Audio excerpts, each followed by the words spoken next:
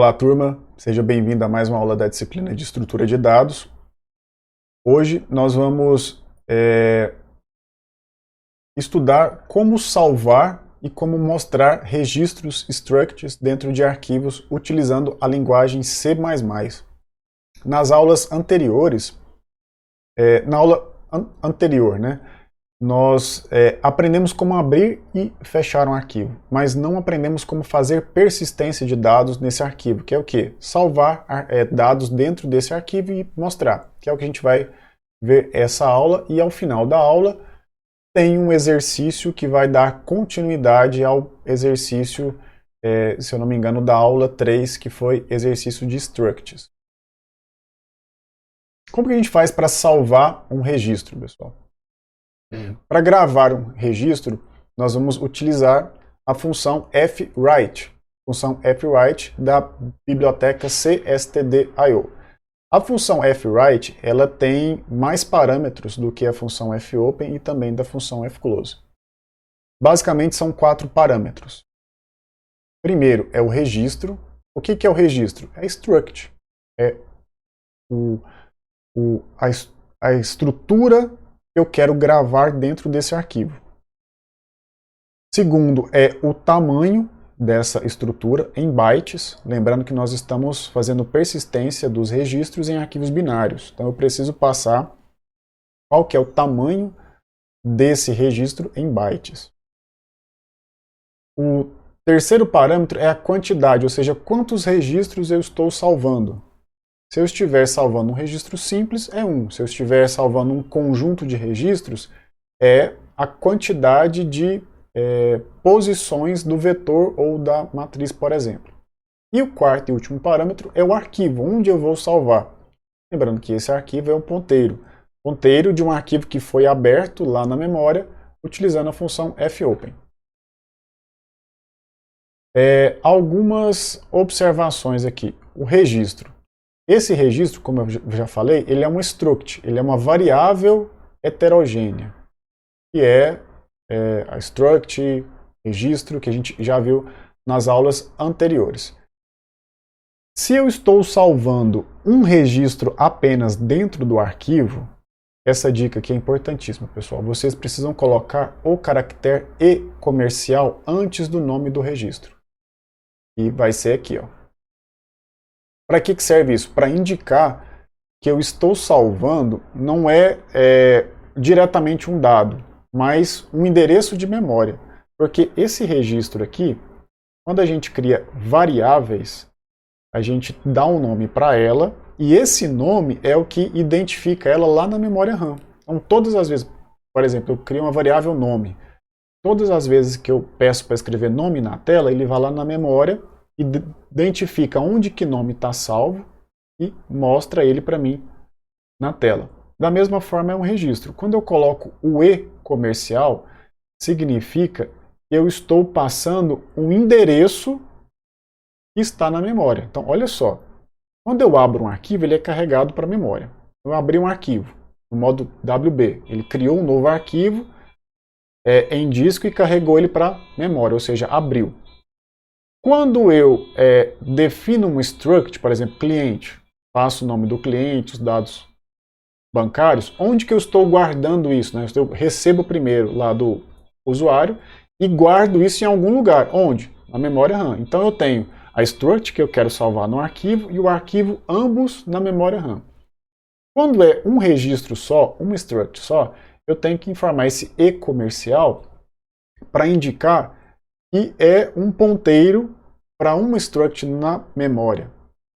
Quando é um conjunto de registros, ou seja, um vetor, é uma matriz, eu não preciso e não devo informar esse E comercial, porque o próprio nome do vetor já é um endereço da memória, já é um localizador de endereço na memória. Então, essa é a observação importante para registro. Se for uma struct, vamos simplificar, se for uma struct, coloco o E comercial. Se for um conjunto de structs, um conjunto de registros, não coloca. Mas agora vocês sabem por que a gente tem que colocar o E comercial. O tamanho, eu já falei, a quantidade de bytes. né? Depois a quantidade e o arquivo, que é o identificador para o arquivo que a gente abriu. Vou retornar aqui. Esse tamanho aqui, pessoal, nós precisamos calcular esse tamanho todas as vezes. Okay? E para calcular esse tamanho, nós temos a função sizeOf. Por que eu preciso desse tamanho? Porque ele precisa alocar um espaço na memória para guardar esse registro lá. Se for um registro muito grande, né, e não tiver espaço na memória, esse sizeOf vai conseguir antecipar para a gente o erro. Então, se eu tenho o tamanho do dado que eu quero guardar dentro do arquivo que está lá na memória, não está no HD, ele está aberto. Eu tenho o tamanho desse dado e o meu sistema operacional, ele controla quanto de memória RAM eu tenho. Quando eu passo esse argumento, né, esse parâmetro de tamanho para a função fwrite, o sistema operacional consegue dizer se aquele registro vai ser gravado com sucesso ou não antes da tentativa. Se eu tenho um espaço de 80 bytes na memória e o meu registro tem 100 bytes, ele não vai gravar 80 e ficar 20 de fora, porque o sistema operacional não vai deixar isso acontecer. Por isso que eu tenho que passar esse tamanho em bytes antes de tentar fazer essa gravação. E para pegar esse tamanho de bytes, eu vou usar a função sizeOf e vou passar como parâmetro a variável de registro. Por exemplo, cliente. Cliente é um tipo, é uma estrutura de dados, é um struct. Dentro de cliente eu tenho o nome do tipo string, eu tenho conta, agência do tipo inteiro, eu tenho o saldo do tipo float. Cada tipo desse, ele ocupa um tamanho específico dentro da memória RAM. Então, o tipo inteiro ocupa uma quantidade de bytes definida pela linguagem, pelo sistema operacional. Aí depende se o seu sistema operacional é de 32 bits, é de 64, enfim. Tudo isso vai depender. E aí, a soma de todos aqueles campos, eu tenho a quantidade total de dados que eu preciso separar na memória para guardar esse registro. Um inteiro, exemplo, tá? O inteiro no meu sistema operacional ele ocupa 16 bits, ou seja, 2 bytes. Então, eu preciso ter 2 bytes na memória para guardar esse registro lá. Mas antes eu preciso calcular. Eu uso a função sizeOf. Eu não passo campo por campo, eu passo a struct inteira aqui. Porque aí ele abre a struct e vê quais são os campos que tem dentro da struct, inclusive se tem structs aninhadas, structs dentro de structs, calcula o tamanho total e retorna para mim o tamanho em bytes. Para a gente testar se a função fwrite, que é a função que escreve, ocorreu, se ela foi executada com sucesso, eu posso colocá-la dentro de uma estrutura condicional. Lembrando aqui, pessoal, que a função fwrite eu passo a quantidade de registros. Se for um cliente, por exemplo, é 1. Se for 10 clientes, aqui eu coloco 10. Quando o fwrite executa com sucesso, gravando 10 clientes sem problema nenhum, sem erro, ele tem que retornar para mim um número. Que número que é esse? Número igual ao número de gravações realizadas. Ou seja, se eu tentei gravar 10 clientes e retornou 10, quer dizer que foi feito com sucesso. Se é de um cliente apenas, ele tem que retornar 1. Então, qualquer número diferente, né, qualquer número que a função fwrite retornar diferente desse parâmetro quantidade aqui que eu passei, quer dizer que ocorreu um erro. Okay? Seguindo. Aqui a gente vai fazer uma mudança de estratégia, porque existe uma incompatibilidade para gravação e leitura do tipo string em arquivos binários. A gente estava usando nome, data de nascimento, tudo a gente estava criando com o tipo string, que é um tipo fácil de lidar. É um tipo estendido da linguagem C++, mais fácil de lidar com textos. Só que existe uma incompatibilidade, então a gente vai ter que voltar para o char, que vocês aprenderam no semestre anterior. Quando a gente declara o tipo char, a gente tem que informar qual que é o tamanho dele em forma de vetor mesmo. Então, se eu quero declarar um nome, eu preciso dizer quantos caracteres essa variável vai aceitar. Então, aqui no caso, eu estou declarando nome com 100 posições, login com 15 e senha com 10. Se a senha tiver 11 posições aqui, vai dar erro, porque ele vai tentar gravar uma senha com 11 letras ou dígitos dentro de um vetor com 10. Então, esse 10 limita a capacidade máxima. Então, para esse caso aqui dos arquivos, esqueçam o tipo string, a gente vai trabalhar agora com o tipo char, que vocês já conhecem, né? A cadeia de caracteres. A vantagem é que o char, né, a gente pode ler o tipo char com o comando cin. Lembra que para ler o string a gente precisava do getLine? Agora para ler o char a gente não precisa do getLine, a gente vai usar o cin. O problema é que caso o dado lido, né, ou seja, o nome, por exemplo, né, tenha espaços em branco, é preciso ignorar o final da linha recebida, ou seja, o /n. O que é isso? Eu executei o programa e pedi o nome do cliente. Ele vai digitar lá, Rafael Feitosa. Nome. Tem espaço. Rafael espaço Feitosa. Então, se esse tipo de dado tem espaço, quando eu dou Enter, né, Rafael Feitosa Enter, quando eu dou Enter, o último caractere dessa variável nome, ele é preenchido com /n. O /n, para quem não sabe, é o caractere que indica quebra de linha, troca de linha. Então eu preciso limpar o buffer de entrada do meu programa para que ele não entenda esse /n como próximo dado. Como, por exemplo, pedir nome e data de nascimento. Aí eu digito o nome, dou Enter, aí esse /n, ele entende que esse /n é da data de nascimento, né, porque eu fiz duas leituras seguidas. Então, para limpar esse buffer, eu vou usar esse comando aqui, pessoal, cin.ignore, e vou passar dois parâmetros.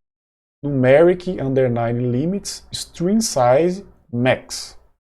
E vou passar como segundo parâmetro o /n. Para usar esse comando aqui, eu preciso incluir a biblioteca limits. Agora vai ser iostream, cstdio e limits. O que significa isso aqui, pessoal? Ele resumindo, tá? Ele pega qual que é o tamanho da minha entrada, da minha entrada, do meu buffer de entrada da minha aplicação. Ele pega o tamanho máximo, ou seja, ele pega o último caractere que foi entrado, que foi o Enter, né, de ter Rafael, espaço, Feitosa, dei Enter. Então ele vai lá no último caractere e remove esse /n. Esse cin.ignore serve para isso. Serve para o Enter, ele permite a continuidade da execução do programa. Por exemplo, está pedindo nome e idade. Então quando eu dou Enter, ele pede o nome, eu digito o nome, dou Enter. Ele pede a idade. Então o Enter que eu dei no teclado, ele permite a continuidade de execução do programa. Mas eu quero ignorar esse caractere que foi adicionado ao final com o Enter. Então eu uso essa função aí. Podem decorar essa função que todas as vezes que você lê um char usando o cin, logo após você vai ter que colocar essa função aí, essa linha de código. Vamos ao exemplo, pessoal. Elabore um programa que receba uma estrutura que receba em uma estrutura o cadastro de um usuário e o armazene em um arquivo binário chamado dados_usuário.dat. Deverá constar na estrutura os campos nome, login e senha. Então, é um struct com 3 campos. Vamos ao código, pessoal. Lembra, agora a gente vai ter que usar 3 bibliotecas logo de cara. iostream, cstdio e limits. Então, como é um arquivo, eu vou declarar um ponteiro para um arquivo e o nome desse ponteiro vai ser dados do usuário. A estrutura que eu vou usar para receber os dados do usuário é essa aqui, ó. São 3 campos do tipo char. Então, eu criei o meu tipo de dado usuário e declarei uma nova variável, um novo tipo abstrato de dados que chama uso. Agora eu vou abrir o meu arquivo, a função aqui, ó, fopen, e vou retornar o endereço de memória desse arquivo aberto para o meu ponteiro dados usuário. Então, como é um arquivo novo, eu vou usar a diretiva de abertura wd e vou verificar se esse arquivo foi aberto. Então isso aqui é só uma expansão do exemplo anterior. Se ele retornar para mim um ponteiro para null, ou seja, para uma posição de memória nula, que não existe, quer dizer que houve um erro no arquivo. Se não, o arquivo foi aberto com sucesso, eu posso continuar a execução do programa. Vamos seguindo. E o que é a execução desse programa? Eu vou pedir o nome, né? Por favor, informe os dados do usuário. Aí eu peço primeiro o nome, leio o nome é char, então logo após eu preciso colocar aquele código lá do cin.ignore para ignorar a quebra de linha. Vou ler o login, também o cignore, a senha, e agora que eu tenho todos os dados armazenados na minha struct, eu vou gravar isso no usuário, no arquivo, os dados do usuário. E função que eu uso para isso? Função fwrite. A função fwrite é essa aqui, e eu vou passar 4 parâmetros. Primeiro é a variável que eu recebi os dados, que é uso. Uso.nome, .login, .senha. Então isso aqui é uma variável que é uma variável composta, né? E como é um único registro, eu tenho que colocar o e-comercial, pessoal, para indicar que é um endereço de memória. Então, uso aqui. O segundo parâmetro é o tamanho que eu vou guardar de dados dentro do arquivo. Como que eu calculo esse tamanho? Usando a função sizeOf. SizeOf struct usuário. Então eu não passo o uso, pessoal. Não passo o uso. Quem que é uso? É a variável que eu declarei para receber os dados. Por que eu não passo o uso? Porque eu preciso gravar a quantidade máxima de dados que o usuário possibilita. Vou retornar aqui.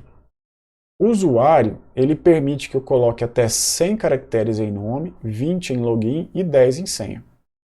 Mas vamos supor que eu crie um usuário que eu vou usar só 30 caracteres aqui para o nome. Se eu calculo o tamanho de uso aqui, ó, sizeOf uso, eu não consigo depois alterar esse registro e colocar mais caracteres para o nome. Então, quando eu gravo tamanho de bytes de usuário inteiro, eu estou considerando o seguinte, que eu posso ir lá futuramente abrir esses registros e preencher, por exemplo, o campo nome com 100 caracteres. Permite isso. Porque eu já guardei esse espaço lá. Na hora de gravar esse registro, eu já guardei deixando espaço para expansões.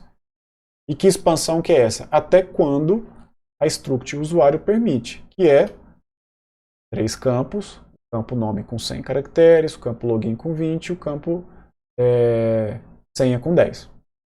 E por isso que eu tenho que informar a struct, o tipo de dado, não a variável uso que eu criei.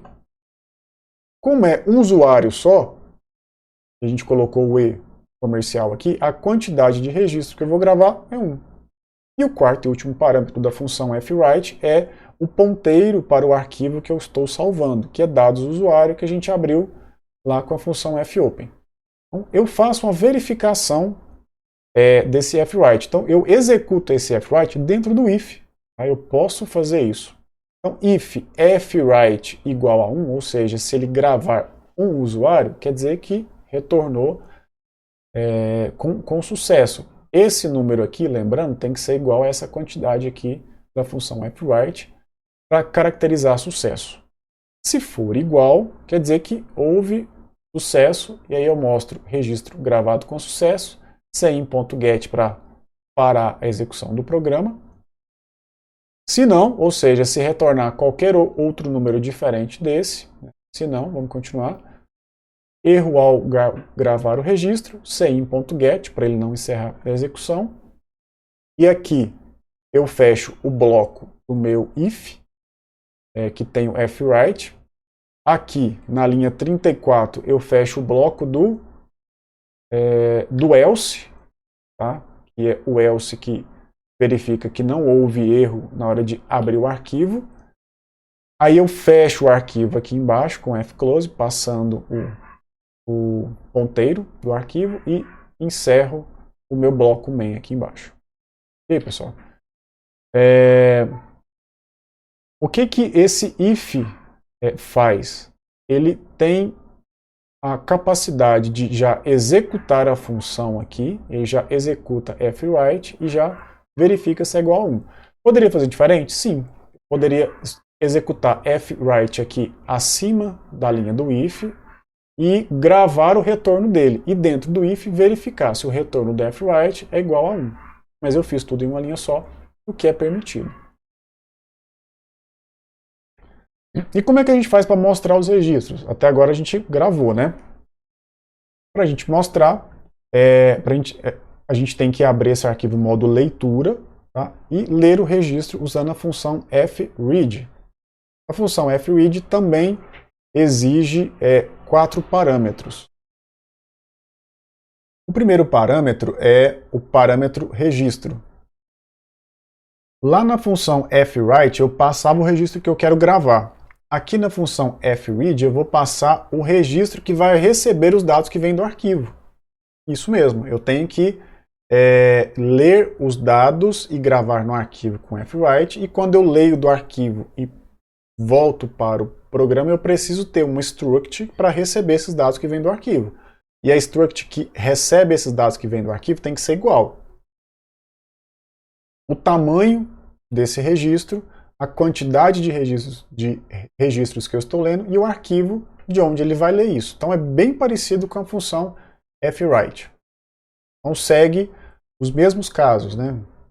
As mesmas regras. Se for um registro único, eu tenho que colocar o e comercial aqui e a quantidade vai ser 1. Se for um vetor de registros, um vetor de structs, vários clientes, né, enfim, eu não preciso colocar o e comercial, não posso, na verdade, e aqui a quantidade vai ser o tamanho do vetor. Como eu descubro o tamanho em bytes é com a função sizeOf também. A quantidade e o arquivo nós já discutimos. E eu posso fazer uma condicional, um laço condicional, para poder ele ler de forma iterativa esses registros no arquivo até que chegue no final do arquivo. Como que eu faço isso? Uso um laço de repetição, uso o while da linguagem C++. E a função que eu vou usar junto com o while é a função FEOF. O que significa isso? File, que vem lá do cstdio, e EOF é End of File. End of File significa fim do arquivo. Então, FEOF verifica se já chegou no final do arquivo. Enquanto a leitura não atingir o final do arquivo, ele retorna 0. Ele lê e retorna. É 0, quer dizer que não chegou no final do arquivo. Ele lê o próximo e retorna. Okay? Quando ele atinge o fim do arquivo, ele retorna um número inteiro, diferente de 0.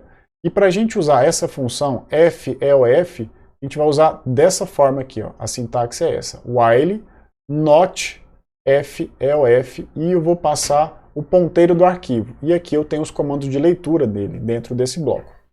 Por que eu estou usando o comando de negação aqui da linguagem C++? Porque end of file retorna um número inteiro quando chega no final do arquivo, diferente de 0. Quando eu nego, eu inverto a saída dela. Okay? Então, enquanto esse número for igual a 0, esse número de retorno igual a 0, eu continuo executando o laço de repetição. Se eu não negasse aqui, ele ia executar uma vez e ia parar. Mas como eu nego, quando ele retornar 0, significa que tem mais registros. Lembrando que 0 é falso, é false. 0 é falso e qualquer outro número diferente de 0 é true, em C. Só que eu quero que ele inverta a saída. Então, quando ele retornar 0, que é falso, eu quero que ele se transforme em true. Então, eu nego o true. Quando eu nego o true, é not true. nega o falso. Então, quando eu nego o falso, né, que é o 0, retorna 0, enquanto não chegar no arquivo, quando eu nego o falso, então not false se transforma em true. Então, aqui no final, vai ser while true. Então, enquanto ele não chegar no final do arquivo, ele continua a execução dos comandos. Vamos a um exemplo para entender melhor. Então, eu chamo as bibliotecas necessárias, defino o ponteiro do meu arquivo, a minha estrutura, crio a minha variável uso e vou criar uma função OPC. É a função que vai... uma variável que vai receber um comando do usuário para poder interagir. Então aqui eu abro o meu arquivo dados usuário, lembrando que esse arquivo dados usuário ele já existe. Se ele já existe, eu não posso usar o WB com ele, eu tenho que usar o AB+, que é tanto para acrescentar novos dados quanto para ler. Na prática você vai usar o WB para criar o arquivo e o AB+, para realizar todos os outros procedimentos. Então, quando você fizer um programa que você quiser repassar ele para outra pessoa, você passa o programa já com arquivo, em branco, arquivo de dados. E no código você não vai colocar WB, vai ser AB+, porque tudo que ele for fazer ele vai ler ou acrescentar novos dados. Então, se ele retornou null, quer dizer que houve um erro no arquivo, né? fopen. Caso contrário, vamos seguindo, houve sucesso na abertura do arquivo. Aí ele vai perguntar, deseja cadastrar algum usuário?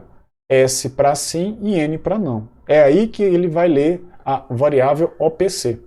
Então, enquanto OPC for igual a sim, ele recebe o usuário e grava no arquivo.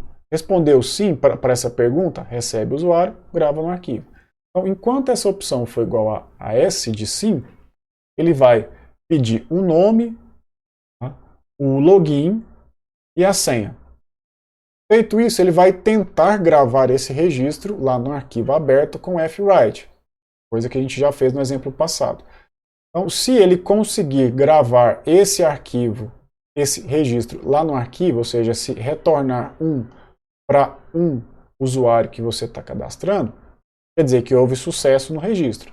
Aí ele mostra que o registro foi gravado com sucesso. Se não, ele mostra que ocorreu um erro ao gravar o registro. Independente disso, se o registro foi gravado ou não com sucesso, lá embaixo ele faz a mesma pergunta que ele fez aqui antes. Porque o laço while ele precisa um dia ter ou alguma hora, ter essa condição aqui falsa para ele parar. Se eu não faço essa mesma pergunta aqui dentro do while, eu não dou a opção dele alterar o valor da variável OPC. Então, eu faço antes, porque o while é um laço de repetição com teste no início. E aí, ao final do while, eu pergunto novamente. Deseja cadastrar novo usuário? Sim ou não? Aí ele lê OPC de novo. Se OPC for igual a sim, ele retorna e faz todo o procedimento. Lê nome, usuário, nome, login e senha. Tenta gravar no arquivo, verifica se foi gravado com sucesso ou não e pergunta novamente. Então, enquanto ele estiver respondendo sim, ele recebe e grava. Lembrando que o arquivo está aberto. Se ele responder não, o while para de executar e ele cai aqui, nessa linha. Aí ele fecha o arquivo, e aí ele mostra os usuários cadastrados. Então, se ele fechou o arquivo e quer mostrar os usuários que já foram cadastrados, ele precisa abrir o arquivo novamente. Só que é somente para leitura. Então, ele vai abrir o arquivo com fopen, o mesmo arquivo, né, que a gente gravou os dados, no modo RB. Então, ele vai de read, né? Ele vai abrir o arquivo e aí, para ler esse arquivo, ler todos os registros, o código é esse, pessoal. Sempre quando vocês forem fazer uma interação de um arquivo para ler vários registros dentro desse arquivo e mostrar, vocês vão usar da seguinte forma. fread para ler registro. Quando você lê o registro lá do arquivo, onde que você vai trazer ele para a sua aplicação? Dentro da variável uso que eu criei, que eu declarei, que é do tipo usuário. Como é um registro só que você está lendo por vez, tem que ter o E comercial. Qual que é o tamanho desse registro que eu vou trazer do arquivo para dentro da minha variável uso? Size of. Vou calcular o tamanho em bytes. Quantos registros que eu estou lendo por vez? Lembrando que é assim, pessoal, eu abro o arquivo, não tem como eu mostrar todos de uma vez só, porque é um arquivo binário. Se fosse um arquivo de texto, era só dar um print do arquivo na tela, sem problemas, mas é um arquivo binário. Então eu tenho que ler bloco por bloco, leio e mostro na tela, leio e mostro na tela. Então essa opção de ler registros, né, de mostrar registros em arquivos, é sempre de um em um. Por isso que eu sempre vou colocar o E aqui antes do uso. Posso até ler todos de uma vez só, mas aí eu teria que declarar um vetor com 100 posições, por exemplo, e ler de 100 em 100, por exemplo, lá no arquivo. Poderia fazer isso? Poderia, sem problemas. Se fosse um arquivo grande, com um grande volume de dados, seria até melhor, mais eficiente fazer isso. O problema é que se você está trabalhando com grande volume de dados, não faz sentido você usar um arquivo desse igual a gente está fazendo nessa disciplina. Faz sentido você usar um banco de dados, por exemplo, que a gente vai aprender a usar em outras disciplinas. Mas o que está por trás do banco de dados? É isso aqui. Okay?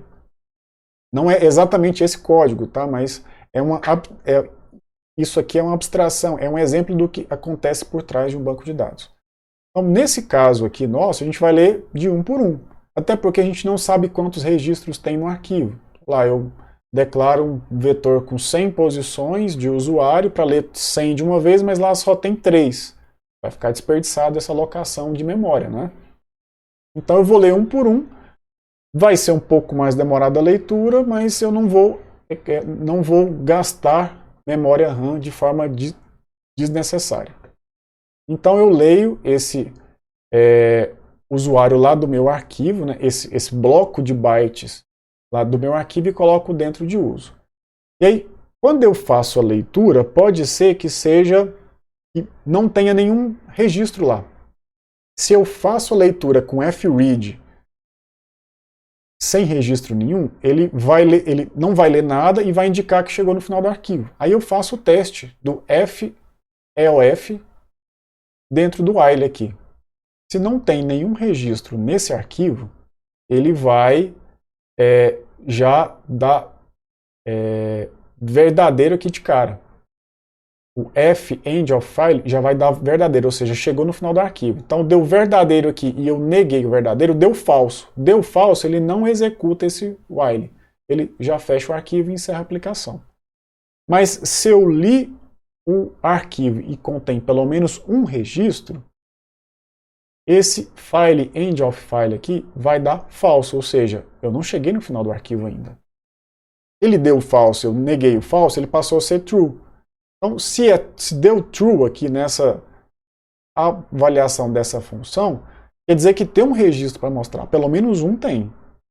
Então, para mostrar esse registro, eu dou o cout na tela, nome, login e senha. São campos de uso.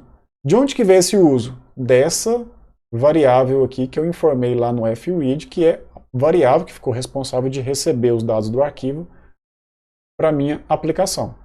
Então eu mostro nome, login e senha, né? Coloco aqui alguns hífens aqui para poder separar, caso tenha outros registros.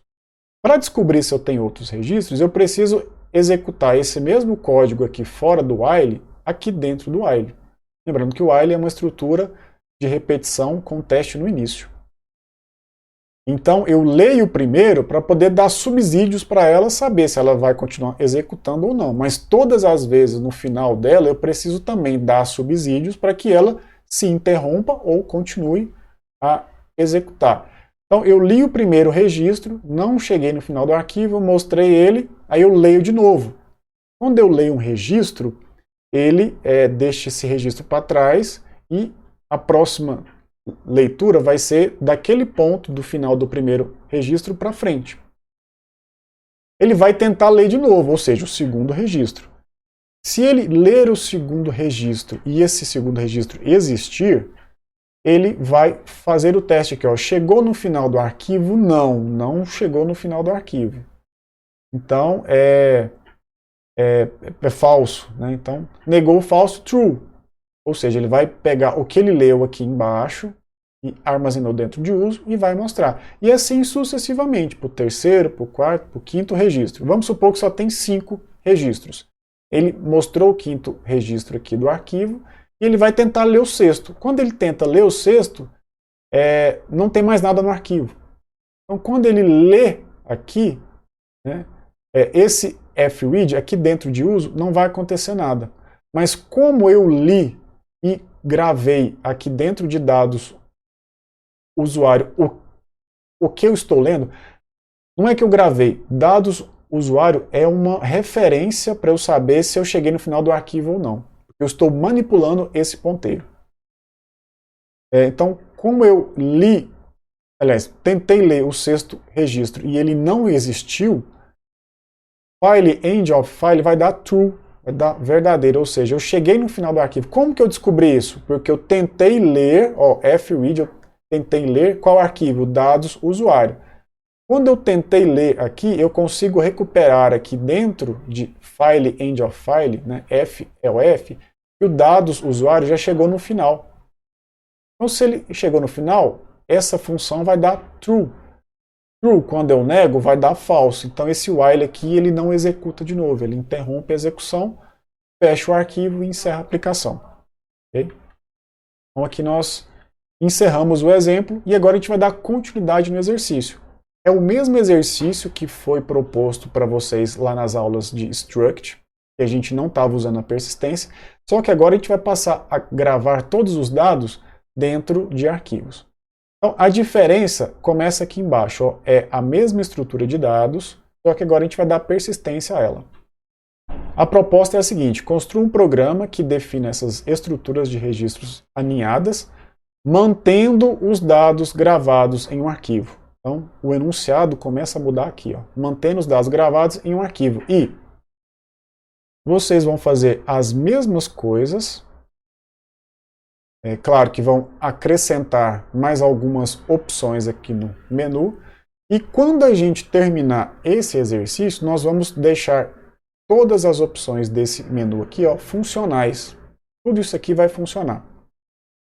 Mas por enquanto a gente não aprendeu a fazer todas as manipulações de um arquivo. Por enquanto o que a gente aprendeu foi cadastrar um registro e listar todos os registros, que é o que a gente vai implementar agora. Então, a sua aplicação agora, aproveitando o código anterior, tá, pessoal? Então, abre o código anterior, inclui as bibliotecas, altere as estruturas de dados lá, onde tem string, coloca char, acrescente aquele cin.ignore. Então, tudo que você fez do exercício anterior, você vai aproveitar e vai acrescentar o que a gente aprendeu nessas 2 últimas aulas. Só que você vai implementar por agora só o cadastro e a listagem geral de arquivos. Quando o usuário da sua aplicação escolher a opção 1, você vai receber as informações dos livros a serem cadastrados, usando os exemplos anteriores que a gente viu nessa aula. Vai perguntar, você deseja cadastrar um livro? Enquanto a pessoa responder sim, ele vai abrir para ele informar esses dados, código de catalogação, área, título, autores, enfim. E todas as vezes que ele informar, ele vai lá no arquivo, grava e pergunta novamente. Deseja informar um novo cadastro de livro? Enfim. Qual que é a diferença? No exercício lá só de structs, eu dei a dica para vocês criarem um vetor lá com 3 livros, né, com 5 livros. E todas as vezes você tinha que informar 5 livros ou 3 para que ele saísse da opção de cadastro e desse a opção para você fazer outras coisas. Aqui não. Aqui a cada livro você pergunta se ele quer adicionar um novo ou não. Se ele quiser adicionar, recebe os dados, grava no arquivo. Se não quiser, ele limpa a tela e mostra o menu do sistema novamente. E lá na opção 8, né, na listagem geral de arquivos, eu quero que você abra o arquivo e mostre todos os livros que foram cadastrados. Quando ele escolher A opção 9 é a opção sair, o programa para de executar. Então, por enquanto, vocês vão implementar só essas duas opções aí, e as outras a gente vai implementar quando a gente tiver a bagagem técnica necessária para poder fazer isso, que a gente vai ver nas próximas aulas. Ok, pessoal? Por hoje é só e espero vocês nas próximas aulas. Até mais. Saiba mais sobre o Instituto Federal Goiano. Acesse ifgoiano.edu.br e nos procure também nas redes sociais. Instituto Federal Goiano. A educação te transforma, você transforma o mundo.